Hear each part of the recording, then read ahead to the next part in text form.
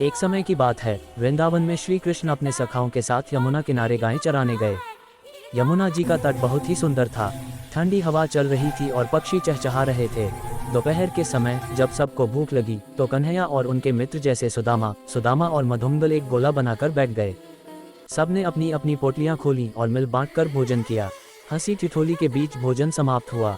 इसके बाद सुदामा ने कहा, कन्हैया चलो अब गेंद का खेल खेलते हैं। सभी ग्वाल बाल तैयार हो गए। यमुना की रेती पर खेल शुरू हुआ।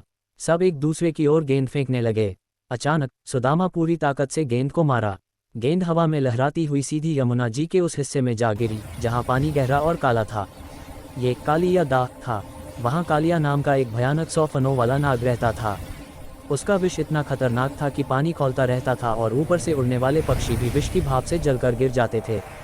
गेंद गिरते ही श्रीदामा घबरा गया, लेकिन नटखट कन्हैया तो इसी पल का इंतजार कर रहे थे।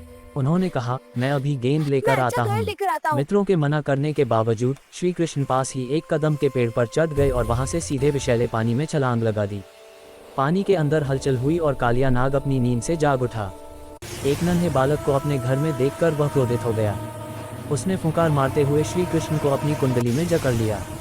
यमुना किनारे खड़े ग्वाल बाल ये देखकर रोने लगे। उन्हें लगा कन्हैया अब नहीं बचेंगे। गोकुल में भी यह खबर फैल गई और नंद बाबा, यशोदा मैया और सभी ग्रामवासी वहां दौड़कर आ गए। यशोदा मैया कन्हैया को संकट में देखकर बेहोश होने लगीं। तभी पानी के अंदर श्री कृष्ण ने अपनी लीला दिखाई। उन्होंने अपना शरीर इतना विशाल करना शुरू किया कि कालिया का शरीर टूटने लगा। दर्द से तड़पकर कालिया ने अपनी पकड़ छोड़ दी।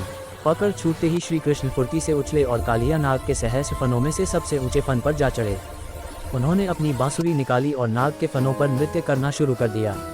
कालिया जो भी फन ऊपर उठाता, कन्हैया अपने नन्हे चरणों से उस पर प्रहार करते। उनके नृत्य और प्रहार से कालिया की शक्ति खत्म होने लगी और उसके मुख से रक्त बहने लगा। उसका सारा अहंकार चूर चूर हो गया। पति की ये दशा देखकर नाग पत्नियां पानी से बाहर आईं और श्री कृष्ण के चरणों में गिरकर प्रार्थना करने लगी, हे प्रभु, हमारे स्वामी को क्षमा कर दें, वे अज्ञानी हैं, हमें विधवा न करें। भक्त वत्सल श्री कृष्ण ने उनकी पुकार सुन ली। उन्होंने नृत्य रोका और कालिया से कहा, कालिया, मैं तुम्हें जीवन दान देता हूँ, लेकिन तुम्हें अभी यमुना छोड़कर अपने परिवार के साथ रमणक द्वीप जाना होगा। तुम्हारे विष से यह पवित्र नदी दूषित हो रही है। कालिया ने हाथ जोड़कर कहा, प्रभु, वहाँ गरुड़ मेरा शत्रु है। कृष्ण ने अभयदान देते हुए कहा, तुम्हारे सिर पर मेरे चरणों के चिन्ह देखकर गरुड़ तुम्हें कुछ नहीं कहेगा। कालिया ने भगवान को नमन किया और यमुना जी छोड़कर चला गया। उसके जाते ही यमुना का पानी एकदम स्वच्छ और निर्मल हो गया। श्री कृष्ण गेंद लेकर मुस्कुराते हुए नदी से बाहर आए। उन्हें सुरक्षित देखकर यशोदा मैया ने दौड़कर उन्हें गले लगा लिया और पूरा वृंदावन हाथी घोड़ा पाल की जय कन्हैया लाल की के जयकारों से गूंज उठा।